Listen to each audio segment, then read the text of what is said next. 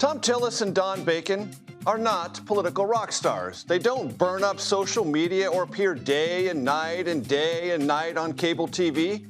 They keep, by Washington standards, a low and often bipartisan profile.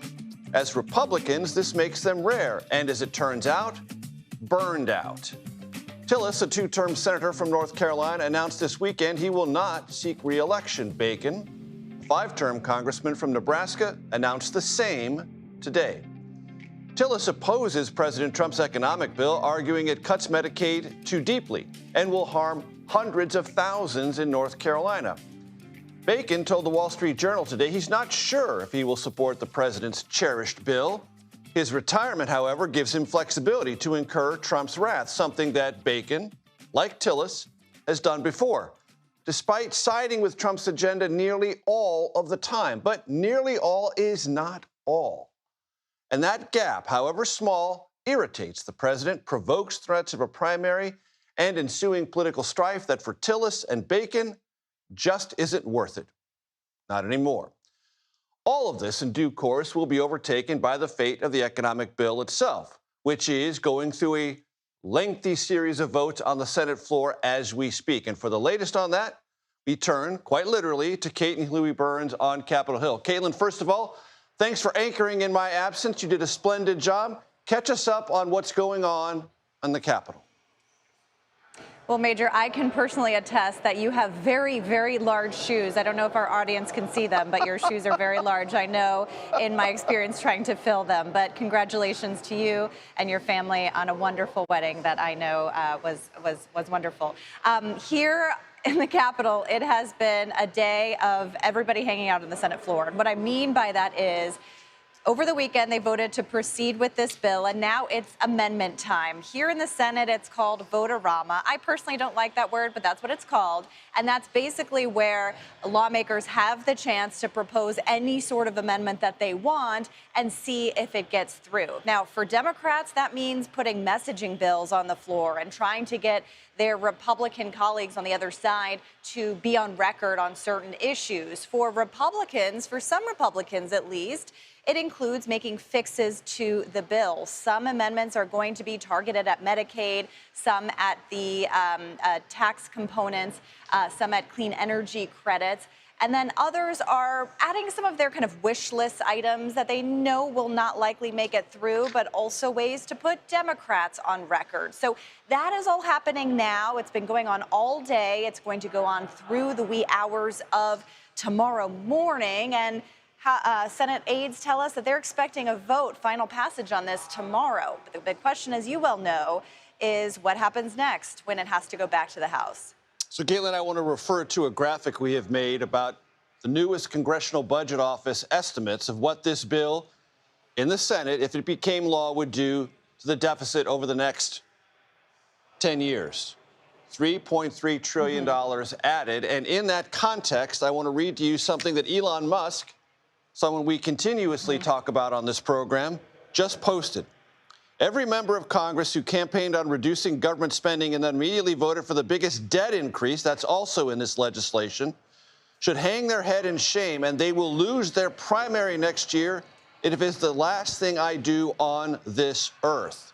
That from Elon Musk. So Musk now engaging yet again in criticism of this bill and its implications, not just for the deficit, but for the increase in the debt ceiling.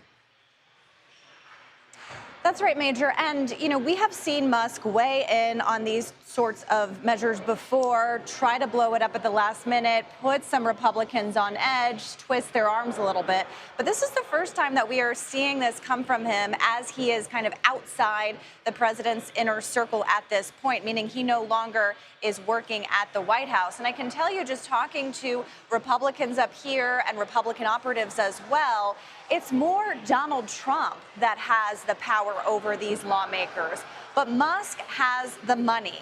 And in some cases, these lawmakers want that kind of money in their races. In others, they feel like he has a toxic brand and don't necessarily want his name stamped all over them. So whether this tweet from Musk and this threat. And I call it a threat because we have to wait and see if he does, in fact, put his money where his mouth is, whether that does sway Republicans at this point. But according to my reporting and my conversations, they're likely more beholden to President Trump and not as much Musk, because they like to point out that their constituents voted for Trump and not the billionaire. The other one. Huey-Burns on Capitol Hill. Thank you so much. I want to turn now to Nancy Cordes on the North Lawn of the White House. Caitlin, Huey-Burns just referred to the President of the United States, the political driving force behind this legislation. What is the perspective there? Well, they're still hoping, Major, that somehow the House and Senate can manage to pass this by the July 4th recess, but they're not exactly drawing a line in the sand. They're trying to keep the pressure on by continuing to say that, yes, they'd like to see this get done by the end of the week.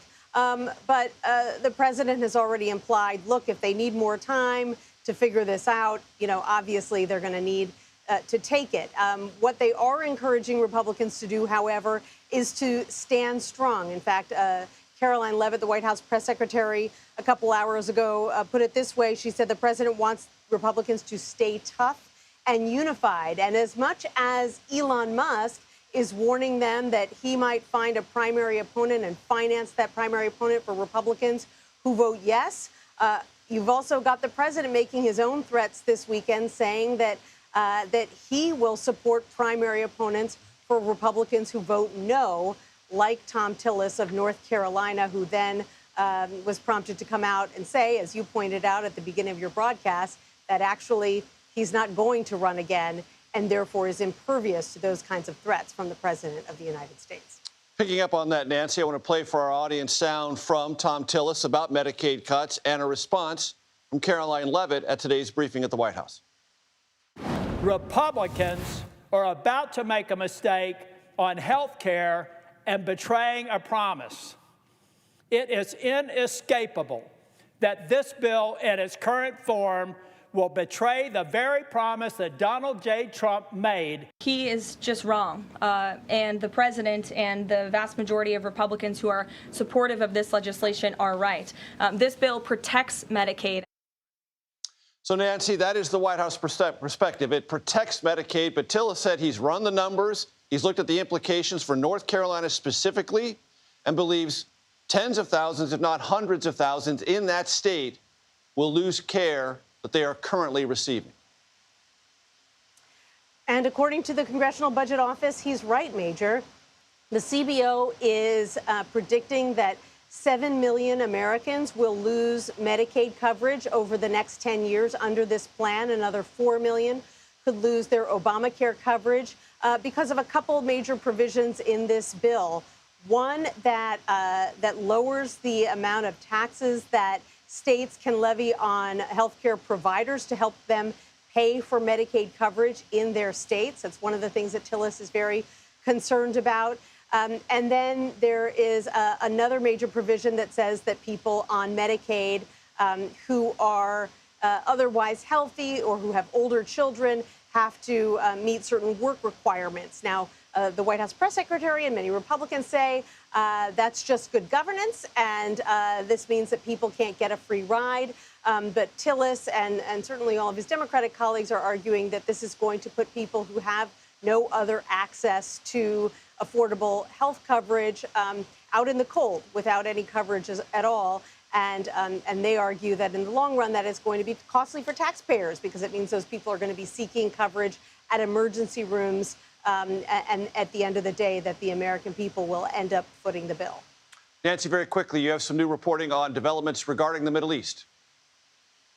Yes, we know that Benjamin Netanyahu, leader of Israel, will be here on Monday. Now that it appears that this ceasefire between Israel and Iran is holding, the president has turned his focus back to the crisis between Israel and Gaza. And both those leaders are saying that they're hoping that they can finalize some kind of a deal that will enable more hostages to come home soon.